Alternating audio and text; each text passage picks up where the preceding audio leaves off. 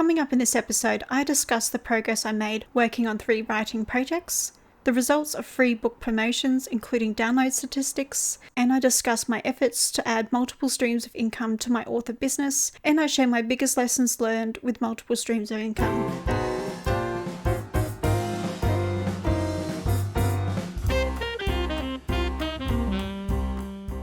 Welcome to Amelia's Behind the Scenes Author Diary, an exclusive look at the behind the scenes misadventures of a 30-something mystery author. Discover how close she is to releasing her latest novel, hear exciting details about upcoming writing projects, and discover the lessons she has learned along her writing journey so you don't have to make the same mistakes. You can find the episode show notes and lots more information at authorpreneurpodcast.com/podcast.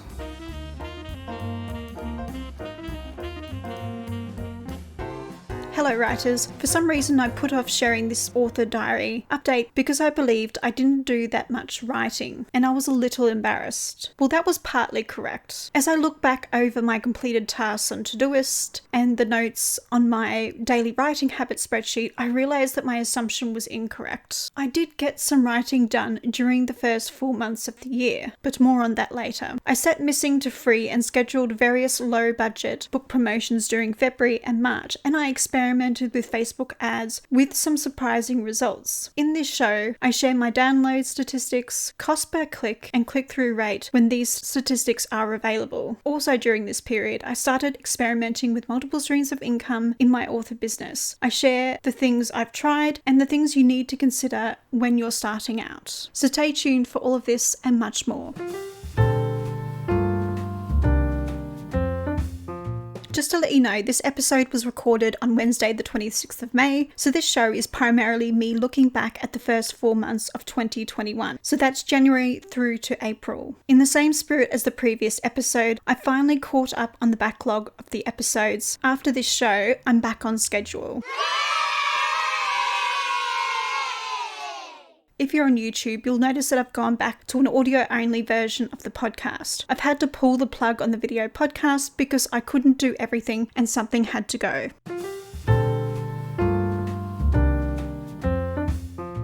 Throughout this episode, I'll be referencing tools and services that I've used. If you're interested in reading the transcript or would like links to anything that I've mentioned in the show, then check out the very long blog post or edited transcript at authorpreneurpodcast.com/BTS039. And if you're new to this podcast, then I want to say a huge thank you for stopping by and trying out my show. To those of you who have been faithfully listening, thank you for regularly listening in and supporting me. Your support means more to me than you know. Before we dive into the main content for the show, I wanted to give a quick shout out to a few delightful people who supported the show by buying me a coffee. I've had a couple of people who have brought me 4 coffees but have chosen to remain anonymous. You know who you are, and I just want to say thank you for supporting my show. It means a lot to me that you listen and get value from these episodes. Lastly, I want to say thank you to JS who brought me 5 coffees. JS Rogers writes historical mysteries, and she says her publication journey over at jsrogers.blog. I'll leave a link to her website just in case you're curious about the type of books that she writes, and I'll leave that link in the show notes. So thank you for supporting me. Starting from the 4th of February through to the 18th of February, I dabbled in a bit of low-budget ad stacking. My novella Missing was listed as free on all stores, including Amazon. In the previous episode, BTS038, I shared the template and steps I took to ask Amazon to price match the book on a few of their stores. And I've also shared that template in the blog post that goes with that episode, and I'll link that down in the show notes in your favourite podcasting app. I took these same steps in February. After that, I set up ads on Book Angel, Awesome Gang, My Book Place, and boosted a Facebook post. Over on Book Angel, I set up a free ad where I promoted my novella Missing to Kobo readers from the 4th of February to the 8th of February. Book Angel only shows free or cheap books that are listed on Kobo, and the cost was $0. On the 11th of February, I scheduled another promotion on Awesome Gang. The advertisement cost was $10, but once again, just like all of the other promotion sites, it's hard to know which site drives that traffic because these smaller low budget ones don't actually give you the statistics. And finally, I decided to use my book place again. The promotion ran from the 12th of February to the 18th of February, and I scheduled a Facebook ad at the same time.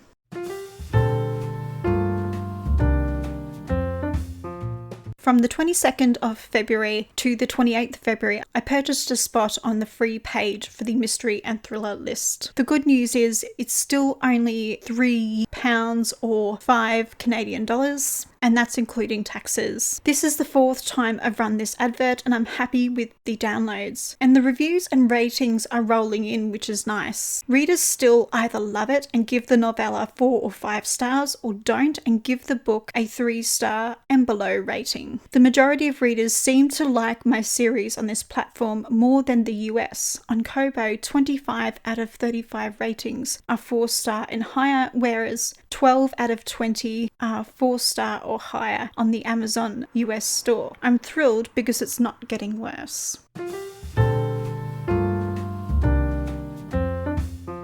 From the 12th of February to the 22nd of February, I reused the same boosted post on Facebook to promote a free sale on Missing. I set the budget to £30 plus taxes, which is a little less than I usually spend. Because I reused an existing promotion, the books to read link was used again. To be honest, I want to add an extra step in the book buying process because the novella is free and I only want people who are genuinely interested in Missing to press the download button. You get it, I'm trying to weed out the freebie seekers to get better quality reviews. Throughout the run of the Facebook advertisement, I received 297 clicks at 10 pence per click. The reach for the boosted post was 11,896, and I received 3 comments. These comments were thank yous from people who downloaded the novella for free. From the 10th of March to the 20th of March, I set Missing to free on all stores, including Amazon, and I reused the same Facebook ad just like in February. The total budget for the period was set to £30 plus taxes. As a result, the promotion's reach was 19,080 and I received 335 clicks at 9 pence per click. And those results are better than the previous month and I think the months before that. In March, I received a few more thank you comments from readers for setting the price of Missing to free. And I received my very first shady comment from another self-published author underneath my ad. The comment was about how my book was not listed for free on Amazon in Canada. But it wasn't the typical response of it's not free in Canada on Amazon. The comment was worded to say something along the lines of clicked the link and the book wasn't free as stated.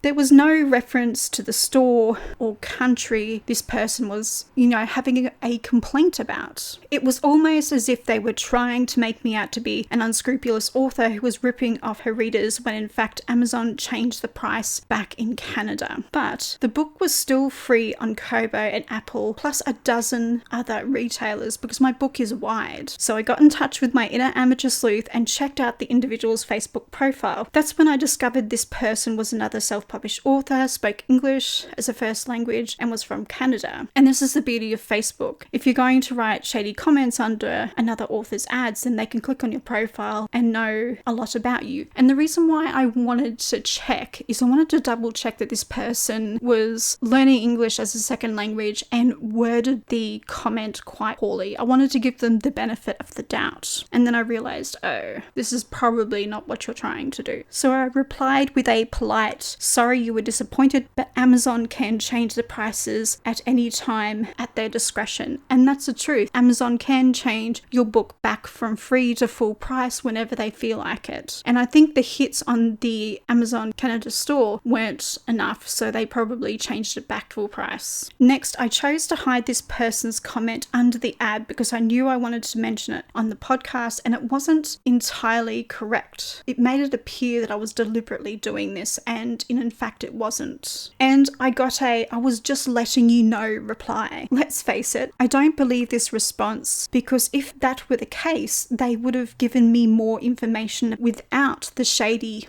at the end. To be honest, I don't understand this need to be snarky or competitive with other authors, because a rising tide floats all boats. A person who buys a book from other authors in your genre may eventually find your book. This person could have chosen to reach out in a friendlier way that didn't paint me in the worst possible light, but they chose the road of aggression and shade. For the love of God, please don't do this. Even if you're having a bad day, I get it. It's not great for the long term, because this person commented on a profile with a picture of their face. So if I ever see this person at an event, I'm probably going to give them a wide berth. Like, I'm going to avoid them because I remember them, because the comment was, it just felt so aggressive, and it's definitely a memorable moment. I just don't understand. And if you too get comments like this, you can actually hide these comments under the ad. I think blocking someone from your page is pretty aggressive. Well, if this person does it again, I'm going to block them. If you are experiencing this kind of thing from other authors, then you should definitely hide them, or if you want, block them, because I don't know, it's so weird. Like, I have one novella out and a short story. I don't understand why this person views me as competitive or felt the need to throw shade like that. But anyway, rant over.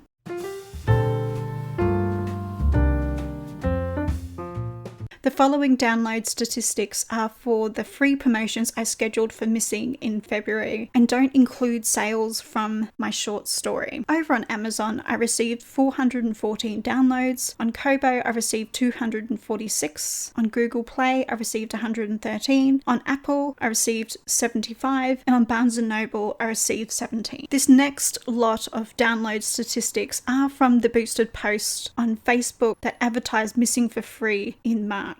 And once again, they don't include sales figures from my short story or figures that were outside the promotional period. On Kobo, I received 202 downloads. On Amazon, I received 102 downloads. On Google Play, I received 87. On Apple, I received 10 downloads. And on Barnes & Noble, I received 14.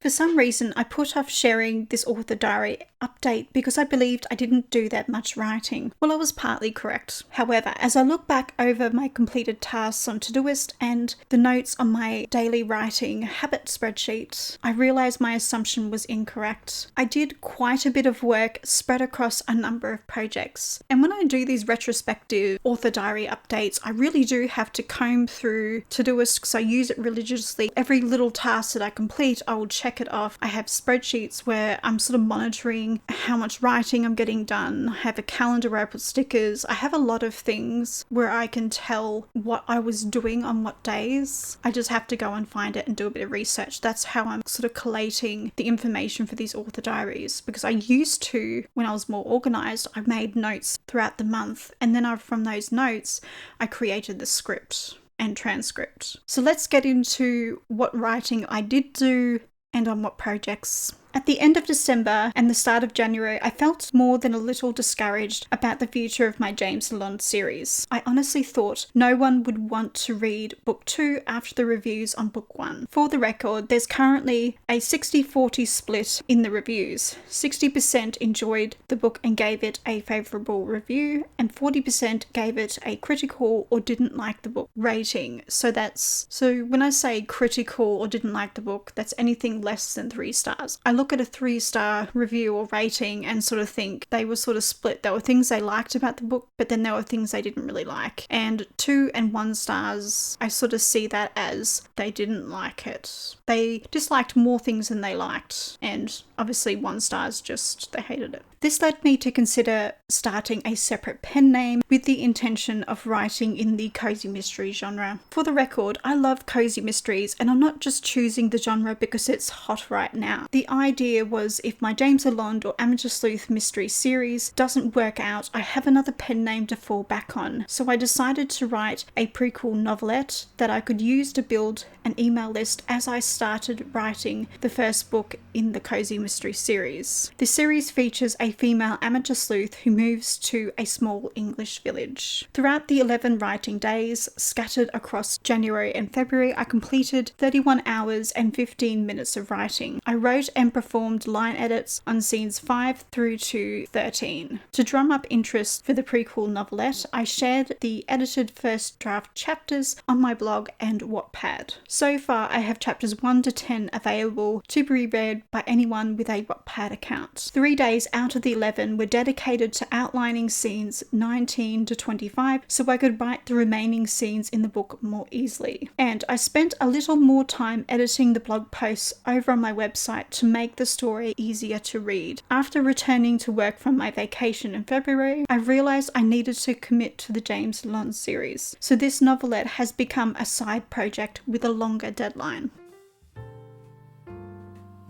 If you've heard something in this episode that was helpful to you and you'd like to support the show, then buy me a coffee for as little as £1 at buymeacoffee.com/author During the first 4 months of the year, I completed 9 writing days or 34 hours of writing. I revised chapters 35 through to 42. Next, with the help of Grammarly and Pro Writing Aid, I performed line edits of these chapters and added them to Hey Beta for my alpha reader to enjoy. After returning to work from my vacation in February, I realised that I needed to commit to the James Lalonde series. As a result, I reverted to my original plans. This decision led me to pivot slightly. Before I publish book 2, I need to write, revise, and edit the first book in the Rookie Reporter series. I want to give this book away for free to anyone who wants to sign up to my email list after reading Duplicity. So this will sit at the back of the book, and that's why this needs to be written before I finish the revisions and then send Duplicity off to an editor. It needs to be done. So I decided to work on Duplicity slowly over the weekends. That was my intention. I honestly thought the candidate would be finished in a couple of weeks at the most, but more on that later. In March, I updated the outline in Scrivener based on the changes I made to the outline spreadsheet during the revisions in preparation to edit the outline. The biggest mistake I made with Missing was I didn't edit the outline properly. I didn't check that I answered all of the story questions and thus resolve all of the loose ends. This mistake led me to create a second edition and cost me more money. My goal is to check that I've tied up all the loose ends, and I wanted to make sure that the ending of Duplicity was satisfying for the reader. And I need to give James a win in this story because, spoiler alert, I took the rug out from under his feet in the first book. The months of March and April were devoted to writing the first draft of The Candidate, which is book 1 in the Rookie Reporter series. During these months, I completed 25 hours and 30 minutes across 11 writing days. I spent 3 days editing the outline by creating a list of questions that needed to be answered in the story. And I'm glad I did this before writing the first draft because I made changes to the ending to make it more satisfying for the reader. In the Rookie Reporter series, I want each book to hit the amateur sleuth tropes and always have a satisfying ending for James. I want it to be a little more to market. To make sure I was delivering on that promise, I wrote the book description for The Candidate. Next, I changed the timeline because I realised that one of my characters was too young to be living alone, and social services would have stepped in and placed the character in foster care. Before I started writing the first draft, I spent one day considering the next book in the Rookie Reporter series. Book 2 in the Rookie Reporter series now has a name, a loose plot, and I have a firm grasp on my vision for the cover. After all of that preparation, I wrote scenes 1 to 6, which made up the entire first act of the story. In April, I wrote scenes 7 to 11. These scenes covered the start of Act 2 through to the scene after the first pinch point, which sort of takes the story up to the 37% mark. To write these scenes, I needed to do location research to help me create a sense of realism in the story. And I also started filming writing vlogs over on my YouTube channel where I am documenting the process of writing The Candidate. And I'm sort of doing that to drum up interest and just for people who are fans of the book who later discover I've got a YouTube channel and can go and watch Part of the reason why this book, The Candidate, is taking so much longer is I originally underestimated the word count. Because it's a murder mystery, I needed there to be more suspects, more options. Because when you have more suspects, you have the opportunity to add in red herrings to make the puzzle of the murder mystery harder for the reader to find out. And that's why people read murder mysteries. They want the challenge. So I had to do that. So whenever you add a character and new scenes, because each character exists in their own world, but the worlds collide due to their potential involvement in the murder, you have to sort of add an extra 400 words to introduce characters, and then eventually what I was hoping would be a short story turned into a novelette, which I now realise maybe about 22,000 words, which is a very short novella. So that's why it's taking longer. And I think it's just the lockdown. I really am struggling with my mental health. Like, this entire year has just been quite a struggle in terms of creativity.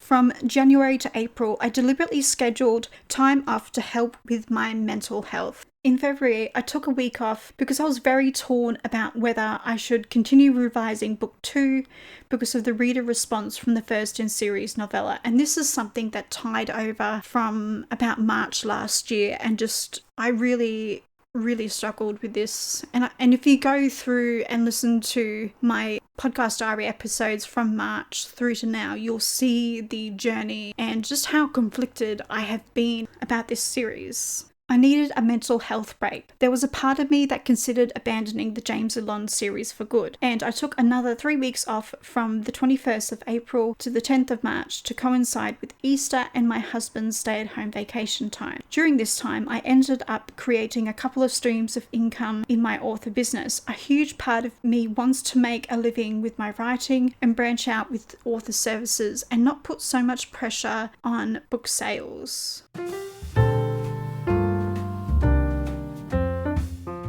As I alluded to earlier, I focused on offering services as income streams to supplement my writing. So far, I've set up the following streams of income: Buy Me a Coffee and Patreon. Those two are extremely similar, and I will add in a bonus episode where I talk about what I'm actually doing on Buy Me a Coffee and Patreon, just in case you're interested in supporting the podcast, because there are a few benefits if you do choose a monthly payment option, because one of them is actually a 5-minute writing coach podcast where each month you'll get a 5-minute podcast episode that sort of focuses on sort of mindset and reframing negative beliefs you might have around your success in your author business, how you view yourself as a writer, and things like that. But I'll go into that at another time. I also have the Book Formatting Wizard, which is my book formatting services. This has actually been moved to the new Livilan Book Covers website, but it's still on Fiverr.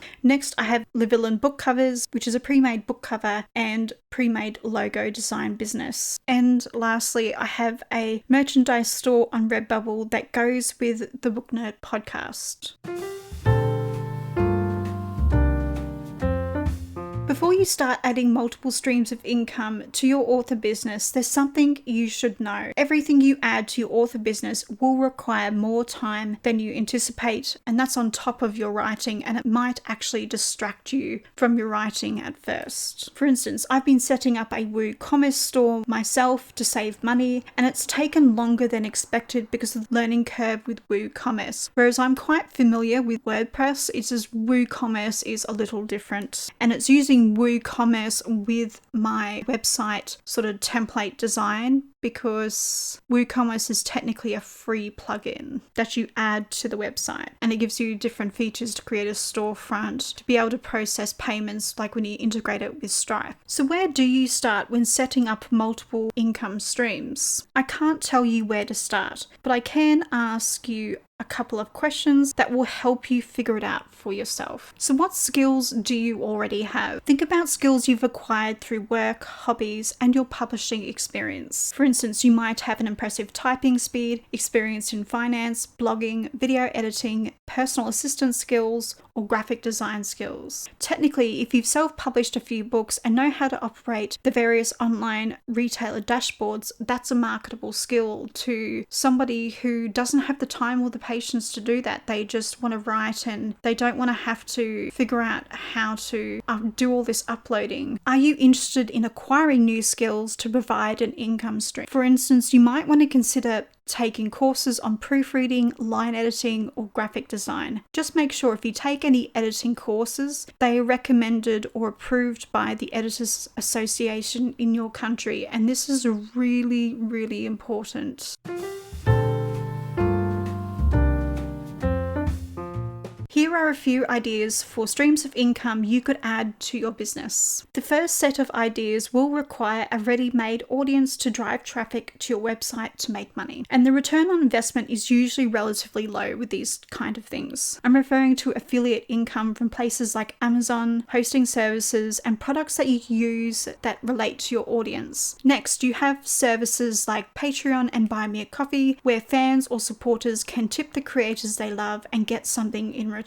I've seen a few authors use Patreon quite successfully with fiction, but they have huge audiences who want these extra things. It would be hard to drum up support for Patreon with a small audience, especially if you're using it as a fiction author. I have both Patreon and Buy Me a Coffee accounts with rewards for people who support the podcast, and the option to tip as per the ad you've already heard in the middle of this episode. If you choose Patreon or Buy Me a Coffee, it's worth setting a goal for what you're using these services for before you start. So my goal with using Patreon and Buy Me a Coffee is to obviously fund the costs of the podcast, so it's technically free for me to provide you with. God, that doesn't even sound like proper English. You can tell I really need an editor. The next section of income stream ideas will require your time and some setup costs. Depending upon the skills you already have, you could set up an author or virtual assistant side hustle. This is an excellent option for people who have experience uploading books to all of the stores, social media management, updating the static pages of a website,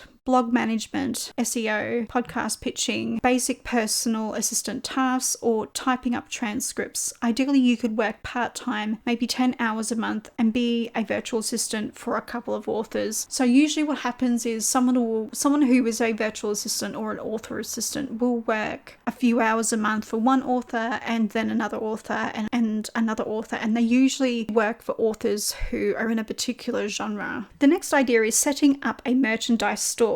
Now, this is something I have done for the Book Nerd podcast. Only do this if you have graphic design experience, understand stock image licenses, and have an audience who want to buy merchandise from you. I say this because it takes a long time to create the designs according to the print-on-demand site's specifications, and then you get very few sales if you don't have a ready-made audience. But I did it anyway for the experience with the intention of getting back to the Book Nerd podcast. So at the moment, this merch does not relate to my James Lalonde books. It's just sort of book nerdy merchandise that other readers would enjoy. If you're interested in acquiring skills to start an author service business, you could become a proofreader or line editor. But I will stress this, you need the correct qualifications to start, and no, an English degree is not enough. You need to get qualifications approved by an editors society. A while back there was some drama on AuthorTube where a few YouTubers started to offer editing services, but they only had English degrees, and as you might have guessed, a few books were riddled with errors. As a professional starting out, this is a scenario you want to avoid, so learn the lesson free of charge and get a proper qualification. This one AuthorTuber did talk about how they used the editing services of a friend who only had an English degree, and basically she trusted that the proofread and the line edits she received were correct. And she usually sends it to her mother,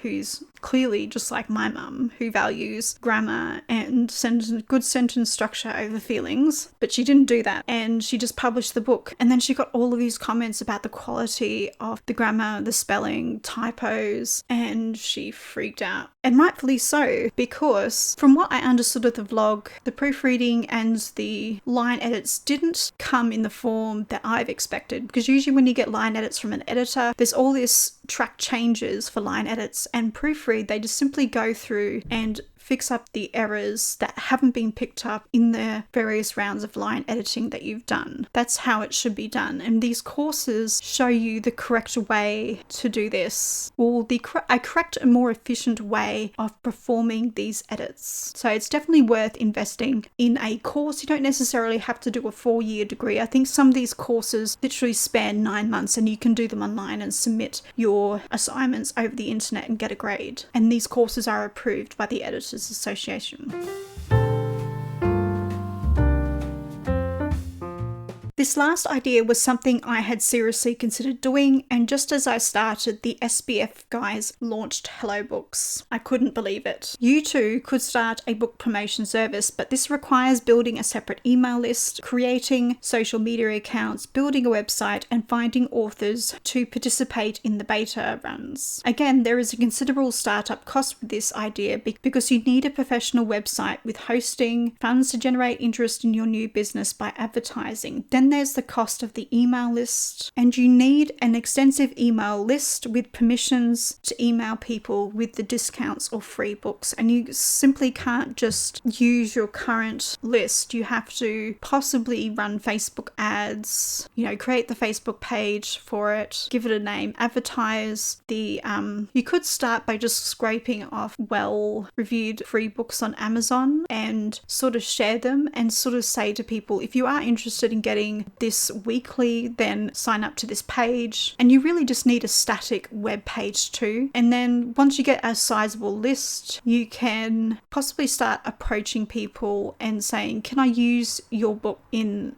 my beta run? Are you running a free promotion? Stuff like that. But just know this is going to require a lot of work, and it may require you in the future to hire people once the business gets bigger. You will have to hire someone to exclusively monitor the email list and actually do all the work, because eventually it'll become this huge beast if it's successful, and you want a future plan. You don't want to just assume the worst case scenario.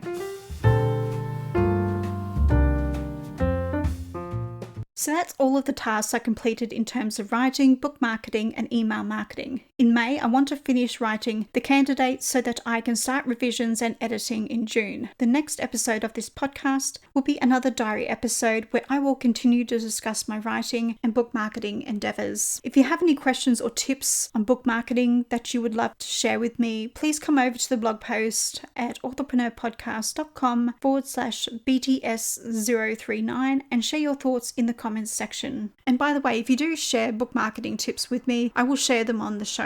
Thank you for listening, and happy reading and writing, everybody. Thank you for listening to Amelia's behind the scenes author diary. You can find the episode show notes, back catalogue episodes, and lots more information at authorpreneurpodcast.com/podcast. I'm your host, Amelia, and I'll see you in the next behind the scenes author diary episode.